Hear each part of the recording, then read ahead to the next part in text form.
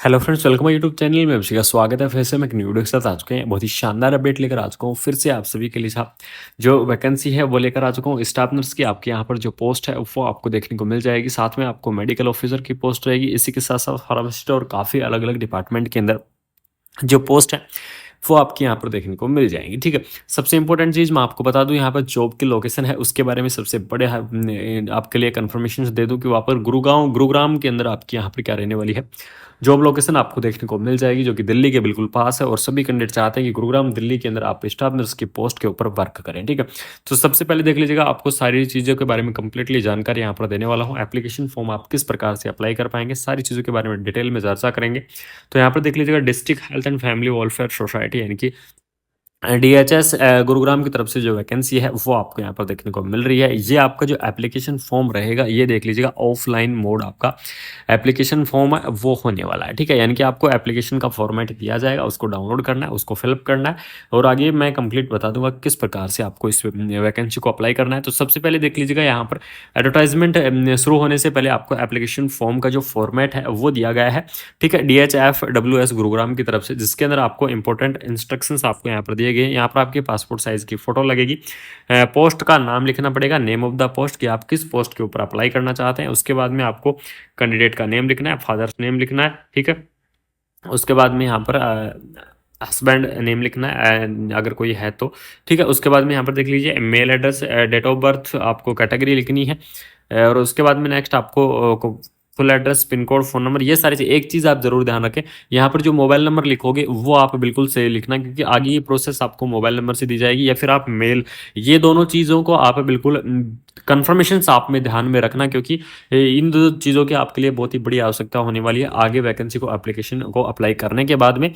और इसी के साथ साथ मैं आपको बता दूं, यहाँ पर जो सिलेक्शन प्रोसेस रहेगा इस वैकेंसी का, वो सिलेक्शन प्रोसेस भी आपके लिए अपने आप में बहुत खास रहेगा, क्योंकि यहाँ पर आपका कोई भी जो एग्ज़ाम है वो एग्ज़ाम आपका नहीं लिया जाएगा, यानी कि बिना कोई एग्ज़ाम के आपके यहाँ पर जो भर्ती है वो करवाई जाएगी, और एक छोटा सा एंट्री होगा और उसके बाद में डायरेक्टली यहाँ पर सिलेक्शन हो जाएगा। ठीक है, यहाँ पर आपको डेट लिख देनी है, फाइनली आपको कैंडिडेट का सिग्नेचर कर देना है। ये तो हो गया आपका एप्लीकेशन का फॉर्मेट, कि इस प्रकार का एप्लीकेशन का फॉर्मेट आएगा, इसे आपको डाउनलोड करना है। अब जो बात करेंगे वो करेंगे हमारी वैकेंसीज के बारे में। यहाँ पर देख लीजिएगा, सार्वजनिक नियुक्ति आपको यहाँ पर दी गई है, इनकी एडवर्टाइजमेंट आपको रिलीज किया गया है।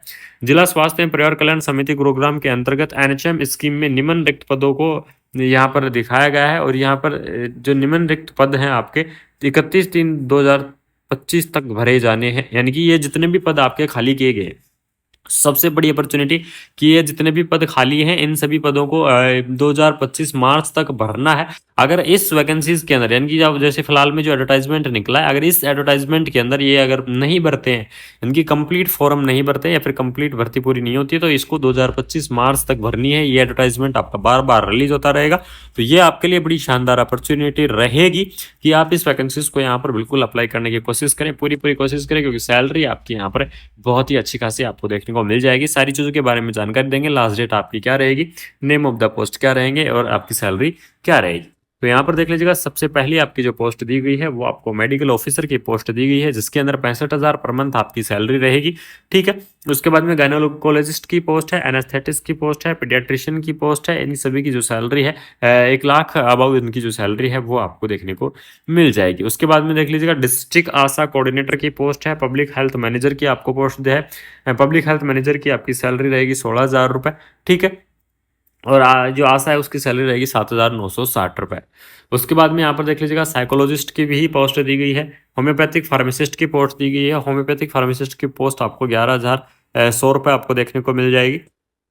डिस्ट्रिक्ट क्वालिटी मैनेजर की पोस्ट है उसके बाद में, तो जो डिस्ट्रिक्ट क्वालिटी मैनेजर की पोस्ट है इसके लिए आपको 16,000 रुपये आपको देखने को मिलेंगे। उसके बाद में डिस्ट्रिक्ट कंसल्टेंट यानी कि पब्लिक हेल्थ की पोस्ट है, इसकी भी सैलरी आपकी 16,200 यहाँ पर देखने को मिलेगी। उसके बाद में देख लीजिएगा, मल्टी रिहेबिलिटेशन वर्कर की पोस्ट है, इसकी सैलरी आपकी 7,500 रहेगी। उसके बाद में जो सबसे बड़ी और इम्पोर्टेंट भर्ती आती है हमारी, जिसके लिए आप सभी कैंडिडेट काफ़ी वेट कर रहे थे, ANM की भर्ती भी आपको यहाँ पर दी गई है। अलग से आपकी वैकेंसियाँ निकाली गई हैं ANM की, और साथ में आपकी स्टाफ नर्स की, ठीक है। ये दोनों भर्तियां आपको अलग से निकाली गई हैं।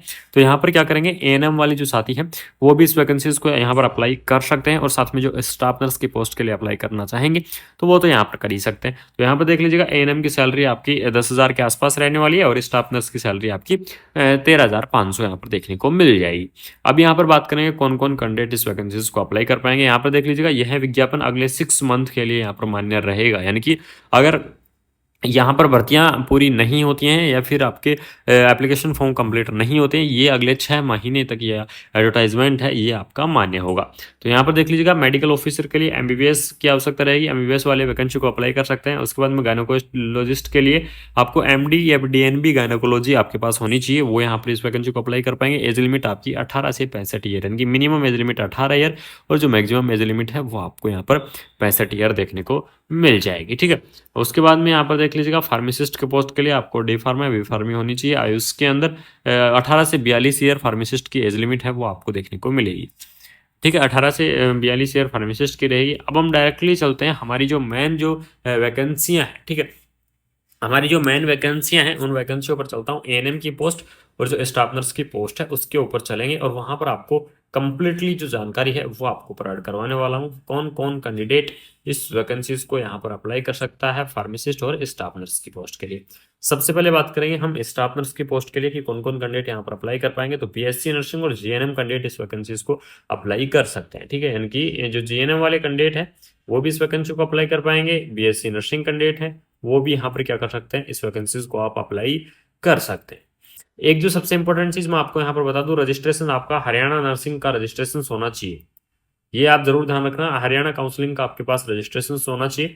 उसके बाद में एएनएम की अगर मैं बात करूं, जिन कैंडिडेटों ने एएनएम कोर्स कर रखा है तो वो यहाँ पर क्या कर सकते हैं, इस वैकेंसीज को आप अप्लाई कर सकते हैं। एज लिमिट यहाँ पर देख लीजिएगा, 18 से 42 ईयर आपको जो एज लिमिट है वो आपको देखने को मिल जाएगी। यानी कि मिनिमम एज लिमिट तो आपकी कितनी रहेगी, 18 ईयर रहेगी, और जो मैक्सिमम एज लिमिट है वो आपको यहाँ पर 42 ईयर देखने को मिल जाएगी। यानी कि 42 ईयर तक के जो कैंडिडेट हैं वो यहाँ पर इस स्टाफ नर्स की पोस्ट को अप्लाई कर सकते हैं। उसके बाद में यहाँ पर देख लीजिएगा, पब्लिक हेल्थ मैनेजर की पोस्ट है जिसके अंदर एसेंशियल क्वालिफिकेशंस, अगर dental Ayush nursing life science अगर आपके पास किसी ने डिग्री डिप्लोमा कर रखा है तो वहाँ वो यहाँ पर क्या कर सकते हैं, इस वैकेंसीज को आप अप्लाई कर सकते हैं। तो ये तो आपका स्टाफ नर्स, एएनएम और मेडिकल ऑफिसर जितने भी फार्मासिस्ट सभी की क्या होगी, एलिजिबल क्वालिटी हो गई, यानी कि एलिजिबल कंडीशंस हो गई कि ये कैंडिडेट इस वैकेंसीज को यहाँ पर क्या कर पाएंगे, अप्लाई कर पाएंगे। उसके बाद में नेक्स्ट हम देखते हैं कि कुछ इंस्ट्रक्शंस दिए गए हैं, उस इंस्ट्रक्शंस के बारे में चर्चा करेंगे, साथ में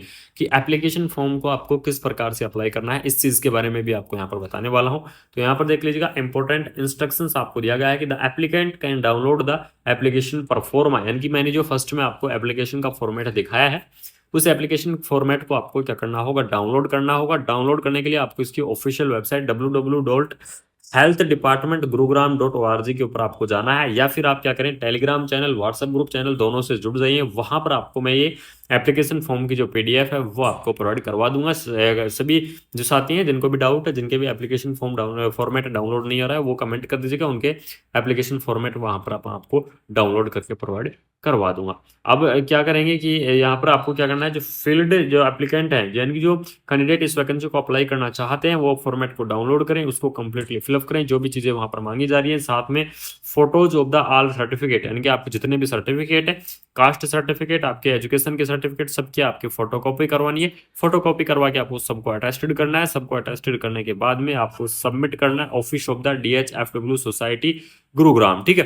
यानी कि DHFW society district health and family welfare की जो सोसाइटी की जो ऑफिस है गुरुग्राम के अंदर, वहां पर आपको क्या करना पड़ेगा, जमा कराना पड़ेगा। और ये आपको काम मिलेगा सेक्टर 39, ठीक है, सेक्टर 39 के अंदर आपको ये ऑफिस मिलेगा, और वहीं आप वैकेंसी को के जो एप्लीकेशन फॉर्म है वो सारी चीज़ वहां पर अप्लाई करेंगे। ऑफलाइन मोड आपका रहने वाला है, ऑनलाइन मोड आपका एप्लीकेशन फॉर्म नवाने नहीं होगा, इसलिए आप क्या करेंगे, ऑफलाइन मोड आपको लेके आना है। इसमें यहाँ पर देख लीजिएगा, candidate should bring the proof of residence, यानी कि आपको अपने जो रेजिडेंस के लिए प्रूफ के लिए या तो आप पासपोर्ट लेके आए, कार्ड आईडी लेके आए, इलेक्शन राशन कार्ड, इनकी फोटोकॉपीज आप एक बार जरूर लगा दें इसके अंदर, क्योंकि ये आपके प्रूफ को दर्शाएंगे, आपके रेजिडेंस प्रूफ को ये वहां पर दर्शाएंगे। तो ये इसकी फोटोकॉपी भी आप यहाँ पर क्या करें, जरूर से आप लगा दें।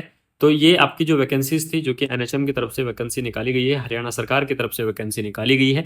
तो आपके लिए बड़ी शानदार जो अपॉर्चुनिटी यही रहेगी, क्योंकि यहाँ पर कोई भी आपका एग्ज़ाम नहीं होगा। सबसे इम्पोर्टेंट चीज़, बिना कोई एग्ज़ाम की जो भर्ती है वो आपकी करवाई जाएगी, और बिना एग्ज़ाम की भर्ती आप सभी के लिए ज़रूरी है, क्योंकि आप वैकेंसी को अप्लाई करें, कहीं न कहीं आपका नंबर बिल्कुल मिलेगा। तो जो भी इंटरेस्टिंग कैंडिडेट हैं, वो जो भी इस वैकेंसीज़ को अप्लाई करना चाहते हैं, वो इस वैकेंसीज़ को जल्दी से जल्दी टाइम से आप इस वैकेंसी को अप्लाई कर दें, क्योंकि बाद में हो सकता है आपका एप्लीकेशन फॉर्म यहाँ पर मान्य नहीं होगा, या फिर अगर कोई डाउट है किसी को इस वैकेंसीज़ के अंदर, तो वो कमेंट बॉक्स के अंदर कमेंट कर दें। अगर किसी को कोई चीज़ की नीडेड रहेगी इस वैकेंसी से रिलेटेड, तो मैं आपको बिल्कुल टाइम से प्रोवाइड करवाने की पूरी कोशिश करूँगा।